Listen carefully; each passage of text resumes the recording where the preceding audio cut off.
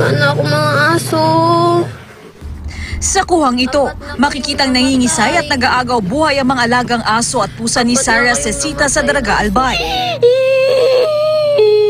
Ang asong si Brownie, sinubukan pang i-revive sa pamamagitan ng pagpapakain ng itlog. Pangangaha. Pero ilang saglit pa, tuluyan din itong namatay. Pagkatapos ni Brownie, ang asong si Choco naman ang nangisay rin at bumula ang bibig. At kalaunay, namatay rin. Ganito rin ang sinapit ng alaga niyang pusang si Don. Namatay rin ito. Ning! Hinala ni Sarah, sinadyang lasunin ng kanyang mga alaga. Kung sa labas po talaga yung nangyari po, aksidente, hindi lang po sila yung malalason, hindi lang po yung aso namin. Alam ko kung sinadya po yun. Masakit ito para kay Sarah dahil itinuturing na niyang miyembro ng pamilya ang mga alaga.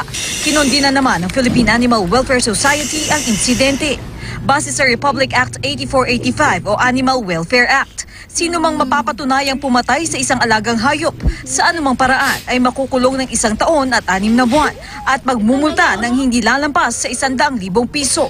Sa ngayon, may pinaghihinalaan ng sospek si Sarah at kung sakaling makahanap ng matibay na ebidensya, hindi raw siya magdadalawang isip na magsampa ng reklamo. Gusto ko po silang kasuhan, ipakulong para justice po lang naman yung gusto ko pong mangyari para sa kanila. Kahit namatay sila, at least may nagawa ako.